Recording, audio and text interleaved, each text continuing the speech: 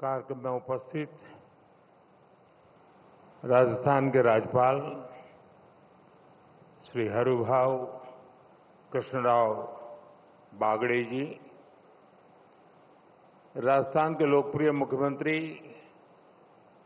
श्री भजनलाल शर्मा,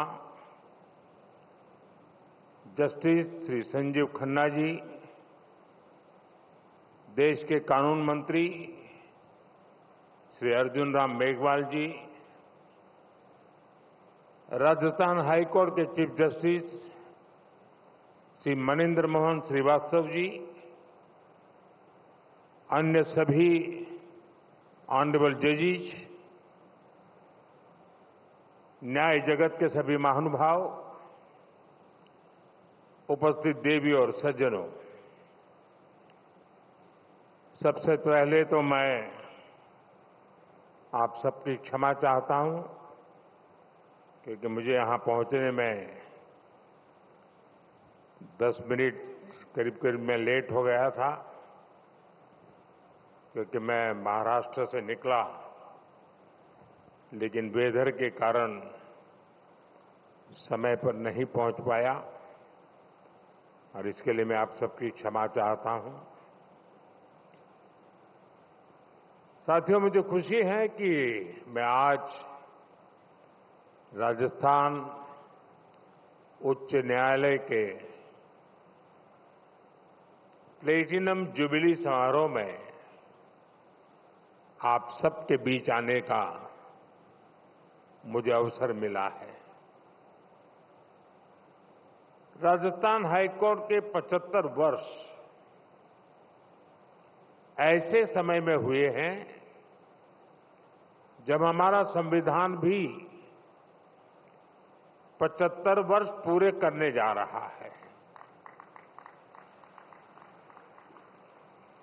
इसलिए ये अनेक महान लोगों की न्याय निष्ठा और योगदानों को सेलिब्रेट करने का उत्सव भी है। ये संविधान के प्रति हमारी आस्था का उदाहरण भी है। मैं आप सभी न्यायविदों को, राजस्थान के लोगों को इस अवसर पर बधाई देता हूं, उन्हें शुभकामनाएं देता हूं। साथियों, राजस्थान हाईकोर्ट के अस्तित्व से हमारे राष्ट्र की एकता का इतिहास भी जुड़ा है। आप सब जानते हैं, सरदार वल्लभ भाई पटेल ने जब 500 से ज्यादा रियासतों को जोड़कर देश को एक सूत्र में पिरोया था, उसमें राजस्थान की भी कई रियासतें थी। जयपुर, उदयपुर और कोटा जैसी कई रियासतों के अपने हाईकोर्ट भी थे। इनके इंटीग्रेशन से राजस्थान हाईकोर्ट अस्तित्व में आया, यानी राष्ट्रीय एकता ये हमारे जुडिशियल सिस्टम का भी फाउंडेशन स्टोन है। ए फाउंडिंग स्टोन जितना मजबूत होगा, हमारा देश और देश की व्यवस्थाएं भी उतनी ही मजबूत होगी। साथियों, मेरा मानना है न्याय हमेशा सरल और स्पष्ट होता है, लेकिन कई बार प्रक्रियाएं उसे मुश्किल बना देती हैं। ये हम सबकी सामूहिक जिम्मेदारी है कि हम न्याय को ज्यादा से ज्यादा सरल और स्पष्ट बनाएं।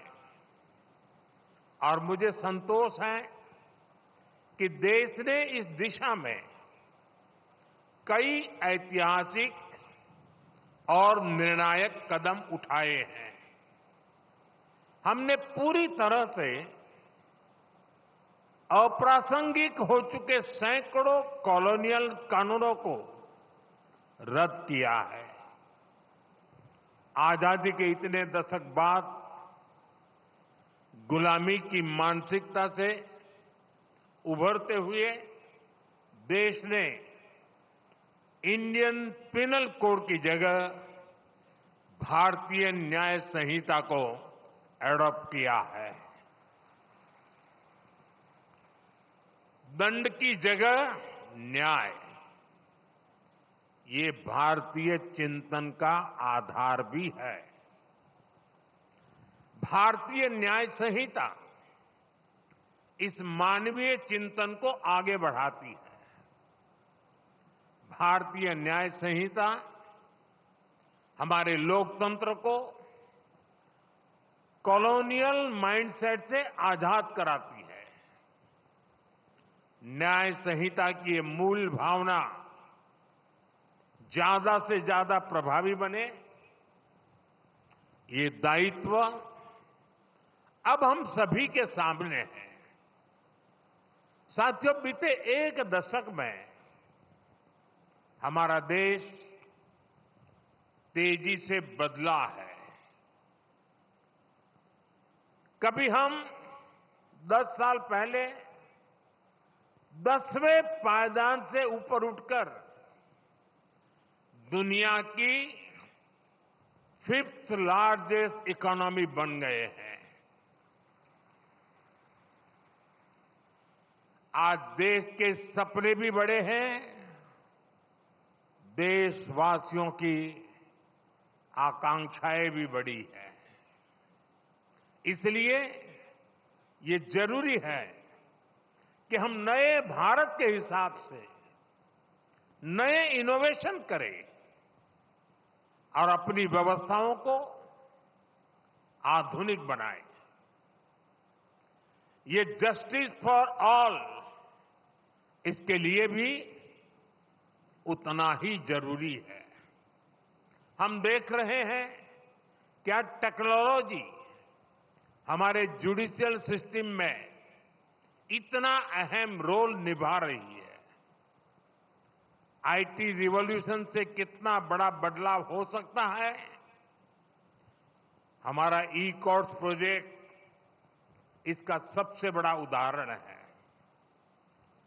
आज देश में 18,000 से ज्यादा कोर्ट्स कंप्यूटराइज हो चुकी है। मुझे बताया गया है कि नेशनल जुडिशियल डेटा ग्रिड से 26 करोड़ से ज्यादा मुकदमों की जानकारी एक सेंट्रलाइज्ड ऑनलाइन प्लेटफॉर्म पर जुड़ चुकी है। आज पूरे देश की 3,000 से ज्यादा कोर्ट कॉम्प्लेक्सेस और 1,200 से ज्यादा जेलें वीडियो कॉन्फ्रेंस से जुड़ गई हैं। और मुझे खुशी है कि राजस्थान भी इस दिशा में काफी तेज गति से काम कर रहा है। यहां सैकड़ों अदालतें कंप्यूटराइज हो चुकी है। पेपरलेस कोर्ट्स, ई फाइलिंग, समन के लिए इलेक्ट्रॉनिक सर्विस, वर्चुअल हियरिंग की व्यवस्था, ये कोई सामान्य बदलाव नहीं है। हम एक सामान्य नागरिक के दृष्टिकोण से सोचें तो दशकों से हमारे यहां कोर्ट के आगे चक्कर शब्द, कोई बुरा मत मानना, चक्कर शब्द मैंडेटरी हो गया था। कोर्ट का चक्कर, मुकदमे का चक्कर, यानी एक ऐसा चक्कर जिसमें फंस गए तो कब निकलेंगे कुछ पता नहीं।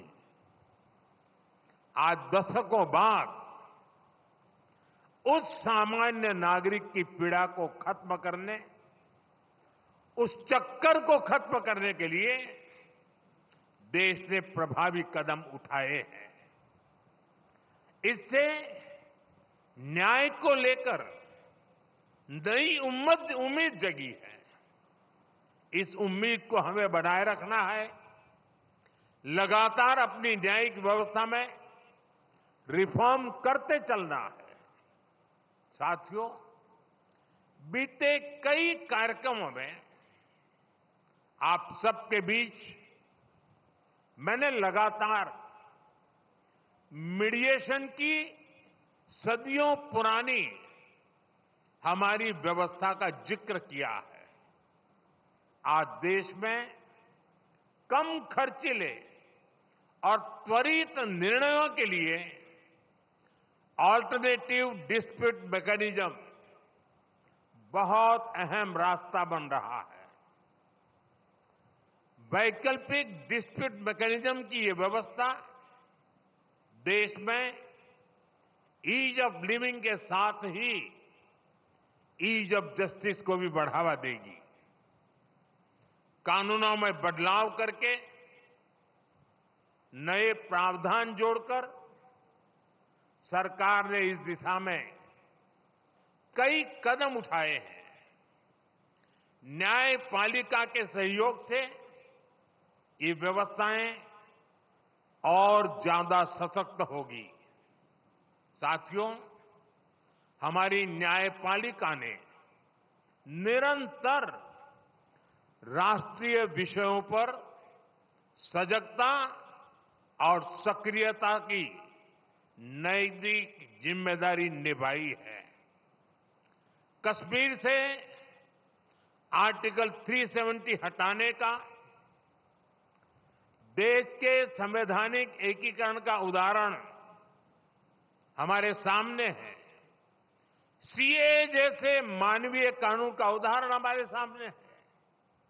ऐसे मुद्दों पर राष्ट्रहित में स्वाभाविक न्याय क्या कहता है, ये हमारी अदालतों के निर्णयों से पूरी तरह से स्पष्ट होता रहा है। हाईकोर्ट से लेकर सुप्रीम कोर्ट तक न्यायपालिका ने अनेकों बार ऐसे विषयों पर राष्ट्र प्रथम, नेशन फर्स्ट के संकल्प को सशक्त किया है। जैसे आपको ध्यान होगा, अभी इसी 15 अगस्त को मैंने लाल किले से सेक्युलर सिविल कोड की बात की है। इस मुद्दे पर भले ही कोई सरकार पहली बार इतनी मुखर हुई हो, लेकिन हमारी जुडिशरी दशकों से इसकी वकालत करती आई है। राष्ट्रीय एकता के मुद्दे पर न्यायपालिका का ये स्पष्ट रुख न्यायपालिका पर देशवासियों में भरोसा और बढ़ाएगा। साथियों, 21वीं सदी के भारत को आगे ले जाने में जो शब्द बहुत बड़ी भूमिका निभाने वाला है, वो है इंटीग्रेशन। ट्रांसपोर्ट के मोड्स का इंटीग्रेशन, डेटा का इंटीग्रेशन, हेल्थ सिस्टम का इंटीग्रेशन। हमारा विजन है कि देश के जो भी आईटी सिस्टम अलग अलग काम कर रहे हैं, उन सभी का इंटीग्रेशन हो।